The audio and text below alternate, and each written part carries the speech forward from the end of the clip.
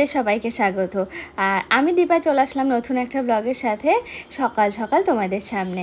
সকলকে জানাই শুভ সকাল। আর সকালবেলা জানোই তো এখন আমি এই বাড়িতে রয়েছি। কালকে তো আমাকে কিছুতেই যেতে দিল না বাড়িতে, মা বাবা বললো থাক থাক থাক, একটাই তো রাত্রের ব্যাপার, কাল সকালবেলা চলে যাস। দেখো না সকাল হয়ে গেছে অনেকক্ষণ হলো, তবে বাড়ি যাওয়ার নামে কিন্তু আমারই কোনো খোঁজ খবর নেই। কী বলে তো, আসলে হাজরাপুর আসলে না আমার আর একটু ওই বাড়ি যেতে ইচ্ছা করে না, কেন যায় না, সবারই কি এইরকম হয়? মানে বাবার বাড়ি আসলে আর শ্বশুর বাড়িতে যেতে ইচ্ছা করে না, আমার কিন্তু এখনও হয়। তো দেখো যেতে তো হবেই, আর সেটা হচ্ছে বিকালবেলার দিকে যাব, তাই ঠিক করেছি। আর অর্পণ তো বারবার করে ফোন করেই যাচ্ছে কখন আসবে কখন আসবে, আমি তো যাবো যাবো যাবো এই করে করে কাটাচ্ছি অনেকক্ষণ থেকে। আর এই দেখো না এদিকে হচ্ছে মা রান্না বান্না করছে, মা হচ্ছে এখন পেঁয়াজি ভাজছে, কারণ আমাদের আছে আজকে পান্ত ভাত। সকালবেলা মা বললো তাহলে ঠান্ডা জল দেওয়া ভাত খাবে, আমি বলছি হ্যাঁ কী হয়েছে তাই খাবো না। তো এই দেখো ওই জল দেওয়া ভাত আর এদিকে হচ্ছে পেঁয়াজি, কি দারুণ কম্বিনেশন বলো, দারুণ লাগে কিন্তু খেতে। একটু লঙ্কা ডলে নিয়ে খেয়ে নিলেই হয়ে গেল আর কি। আর এদিকে দেখো মেঘ করেছে, বাড়ি ঘর পুরো অন্ধকার হয়ে আছে, যদি এখনও পর্যন্ত কারেন্টটা আছে, কারণ হাজরাপুরের কারেন্ট তোমরা এতদিনে জানো কি না জানি না, একটু হাওয়া হলেই চলে যায়, তবে এখনও কিন্তু কারেন্ট আছে। আমি একটু উঠোনে ঘুরে ঘুরে বেড়াচ্ছি। আর এই বাড়িতে তো ভালোই বোঝো যে এই বাড়ি আসা মানে আমার উঠোনটা এমনিতেই প্রিয়।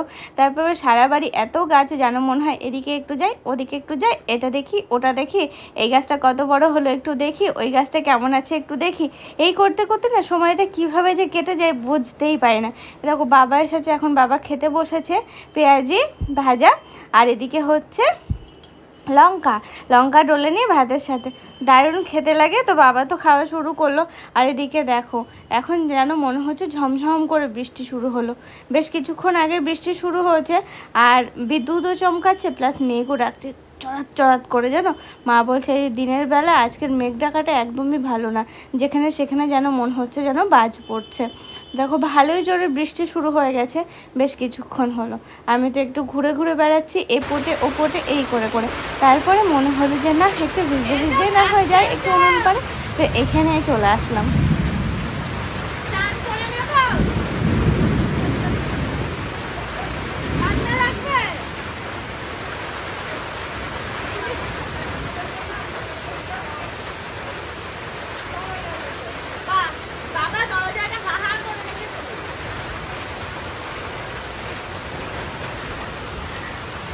শুনু বাড়িতে থাকলে আজকের দিনটা আরও সুন্দর হয়ে উঠতো, যেহেতু বৃষ্টি হচ্ছে দেখতে তো একে অপূর্ব লাগছে, কারণ খুব গরম ছিল তারপর বৃষ্টি আর মেঘ ডাকা।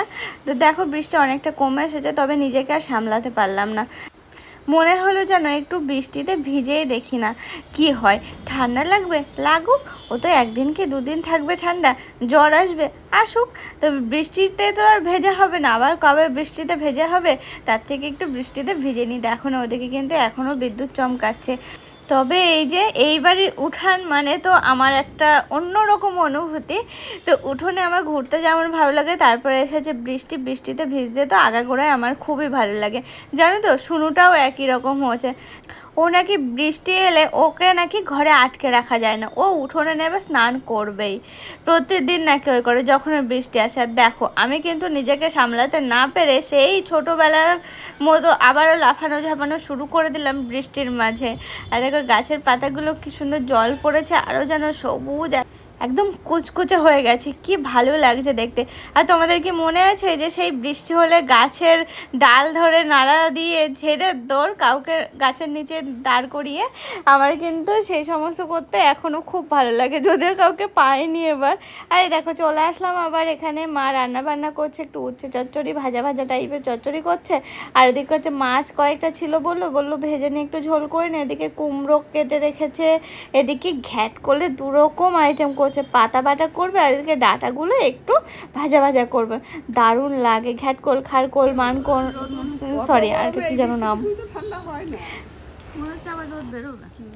দেখো স্নান করে এসে আমি এখন নিয়ে বসলাম আচারের থালা, কারণ মা কখন থেকে বলে যাচ্ছে আচার খেলি না তো, আচার খেলি না তো, ওদের তো বৌদি করে রেখেছে আচার খা, হেবি সুন্দর হয়েছে। সত্যি আচারের থালা নিয়ে বসেই আমি বুঝতে পারলাম যে আচারটা কতটা সুন্দর হয়েছে। ওই বাড়িতে আমিও আচার করে রেখেছি, ঠিক একই রকমভাবে থালায় রেখে দিয়েছি একই রকম। তবে ওই বাড়িটা না একটু টকটক করেছে, এটা একটু মিষ্টিটা বেশি আছে, তবে দারুণ হয়েছে খেতে, জানো তো। আসলে কি বলো তো, স্নান করার পর থেকে মা বারবার করে বলছে এটা রয়েছে খা, ওটা রয়েছে খা, খাচ্ছিসই তো না। বলছি খাবো খাবো দাঁড়াও। আসলে কি বলো তো, এই বাড়ির আনন্দটা একটু অন্যরকমের, যে সবাই মিলে বসে খাওয়া, খেতে খেতে গল্প করা, এই মজাটা তো সব জায়গায় সবসময় পাওয়া যায় না। তো দেখো এই বাড়ির অনুভূতিটাই একটু অন্যরকম। বাবার বাড়ি মানে সবার ক্ষেত্রেই কিন্তু একই রকম, পুরো অন্যরকম একটা ফিলিংস। আর দেখো বাবার সাথে এখন আবার চলে আসলাম বাগানে, বৃষ্টি হয়ে গেছে, বাগানটা কি সুন্দর সবুজ লাগছে না বলো। আর বাবা কি করলো জানো, একটু আগে এই যে বাগানের মধ্যে শিউলি গাছ আছে, শিউলি গাছের ডালগুলো সব মানে ঘ্যাচ ঘ্যাচ করে এসে কেটে রেখেছে। মা তো একটু বকা দিল যে কেটো না কেটো না, বলছে আরও তো গাছ আছে, আরও তো গাছ আছে। আমি তো নিচের থেকে ডালগুলো শুধু ঝুড়ে দিলাম, এই বৃষ্টি হয়েছে সব নুয়ে পড়েছে। তো এই পাতা কাটা দেখে, ডাল কাটা দেখে আমি বললাম তাহলে আমি কটা পাতা নেব। সেই পাতা ছড়াতে আমি আর বাবা চলে গেলাম বাগানে। তারপর আবার এই যে গন্ধরাজ লেবু, আর গন্ধরাজ লেবু হচ্ছে আমার ফেভারিট লেবু। তো সেগুলো আবার বাবাকে দুটো দিতে বললাম, বাবা দিয়ে দিল 4টে। সেই সমস্ত কিছু নিয়ে এখন যাচ্ছি বাড়ির মধ্যে। আর পাতাগুলোতে একটু একটু কাদা লেগে গেছে, তো বাবা বললো গামলায় জল ভর্তি করে চুবিয়ে রাখ, তারপরে কিছুক্ষণ পরে তুলে নিলেই হবে। তো এই দেখো সেরকমভাবে আমি এখন গামলায় জল ভর্তি করে তারপরে শিউলি পাতাগুলো একটু জলের মধ্যে চুবিয়ে রাখবো। তাহলে কি বলো তো, যে কাদা টাদা যেগুলো আছে, কারণ বৃষ্টি হয়ে গেলে তো আর বাগানের মধ্যে হালকা একটু কাদা, ওই মাটির ছিটা আর কি লেগেছে, তো সেগুলো আর কি চলে যাবে, ভালোই হবে। আর দেখো কত শিউলি পাতা, আমার আবার শিউলি পাতা ভাজা ফেভারিট জিনিস, খুব ভালো লাগে, মুচমুচে করে ভেজে গরম ভাতে খেতে কি দারুণ না লাগে বলো। তোমরা একটু খেয়ে দেখো, দেখবে ভালো লাগবে। আর এই দেখো এখন আমি একটু ঘর বারান্দাটা ঝাড় দিয়ে নিচ্ছি। বৃষ্টি হলো, তবে ঝড় তো সেরকম হয়নি যে খুব নোংরা হবে, তো হালকা পাতলা একটু নোংরা রয়েছে। তো ভাবলাম যে আমি একটু ঘর বারান্দাগুলো ঝাড় দিয়ে নিই। মা তো ওদিকে রান্না বান্না করছে দুপুরের জন্য আর রাত্রের জন্য একবারে, তো আমি এদিকে এই কাজগুলো সেরে ফেলি।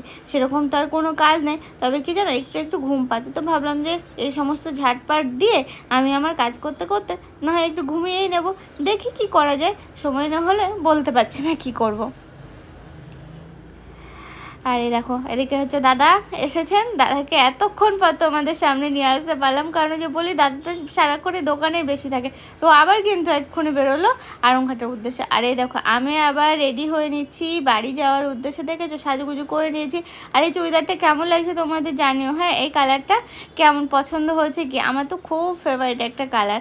কি জানো, আমার দিদির বিশেষ করে এই কালারটা খুব ফেভারিট। আর দিদি যখনই বলে যে ওর এইটা পছন্দ ওটা পছন্দ, সাথে সাথে জানি না কেন আমারও যেন মনে হয় যেন আমারও খুব ভালো লাগছে সেই ব্যাপারে, সেই জিনিসটা। তো এই কালারটা আমার খুব পছন্দের একটা কালার। তো চুড়িদারটা কেমন লাগছে জানিও। সেদিন নিয়ে আসতে গেলাম, দেখালাম তো তোমাদের। তো এই দেখো বিকাল হয়ে গেছে, বিকাল বলতে আমি ওই 4:10 ট্রেনটা ধরবো।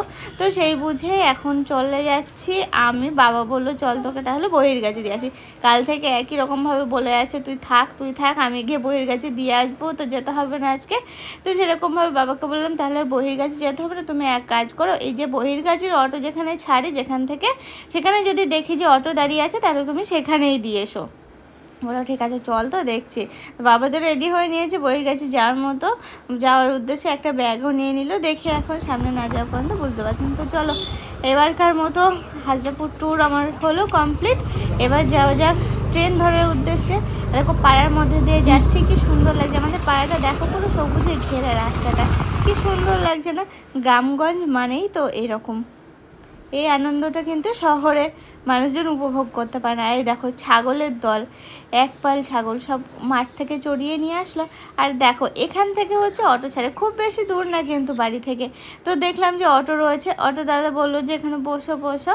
আর আমাদের যেহেতু চেনাশোনা, তো বাবা বললো তাহলে অটোতে, আমি বললাম তাহলে অটোতেই যাই, তোমাকে আর যেতে হবে না। বাবা বললো তাহলে যা তাই কর, আর কি বলবো। তো চলো এখন বাড়ির দিকেই যাওয়া যাক। দেখেছো কি সুন্দর লাগে না রাস্তাগুলো, এই সাইডটা মাঠ, আর এই দেখো এখানটাতে তো অপূর্ব লাগে, পুরো সবুজে সবুজ, কি ভালো যে লাগে। আমার যে আগে তো এখানে মাঠে খুব আসতাম, তোমরা দেখেছো বিয়ের পরেও আমি এই জায়গাটায় এসেছি মাঠে। আর আগে তো আমি মাঝে মাঝেই মাঠে যেতাম হাজারপুরে থাকতে, কি বলো তো, কোনো কিছু করাতে বা কিছু করতে না, এমনি ঘুরতে। বাড়ির সবাই খুব পছন্দ করে মাঠে আসতে। স্টেশনে চলে এসেছি, স্টেশনে এসে 2-5 মিনিট মতো বসলাম, তারপরে দেখছি ট্রেন হর্ন দিতে দিতে চলে আসলো আমাদের স্টেশনে। তো দেখো দেখতেও কি ভালো লাগে না বলো ট্রেনটা, আমার তো চোখ ধাঁধিয়ে যায়। তোমাদের কেমন লাগে? প্রতিবার যেমন জিজ্ঞেস করি এবারও জিজ্ঞেস করছি, দেখে বলো। চোখে দেখলে একরকম, আর এই যে তোমাদেরকে দেখাচ্ছি এটা কিন্তু অন্যরকম। জানলার ধারে যেহেতু সিট পেয়েছিলাম, বাইরেটা দেখাতে দেখাতে প্রায় মাঝদিয়ার কাছাকাছি চলে আসলাম। আর দেখো বাইরেটার এই যে রেল লাইন প্লাস যে তার সাইড দিয়ে গাছপালা, কি সুন্দর। তাছাড়া ছেড়ে আসলাম একটু আগে মাঠ, জানো পাট বোনা রয়েছে, পাট গাছগুলো সবুজ হয়ে আছে, কি ভালো লাগছে। আর পাট কি বলো তো, সব এক মাপের হয় তো খুব ভালো লাগে। দেখো দেখতে দেখতে মাঝদিয়া স্টেশনে চলেও আসলাম, আর অর্পণ বললো যে আজকে এপারে এসেছে। বাড়িতে পৌঁছালাম, দেখলে তোমরা মাঝদিয়া স্টেশনে নামলাম। বাড়ি পৌঁছানোর 15 মিনিটের মধ্যে আবার সাথে সাথে আমাকে ট্রেন ধরতে হয়েছে। কটার ট্রেন না, 5:40-এর ট্রেন। দেখো এখন কিন্তু আমরা রয়েছি রানাঘাট, আর এটা দেখতে পাচ্ছ এটা হচ্ছে আমাদের ছোটো কাকু। ছোটো কাকু থাকে আমাদের ওই পুরনো বাড়িতে। আমরা সবাই মিলে এসেছি কাকুকে একটু ডক্টর দেখানোর জন্য।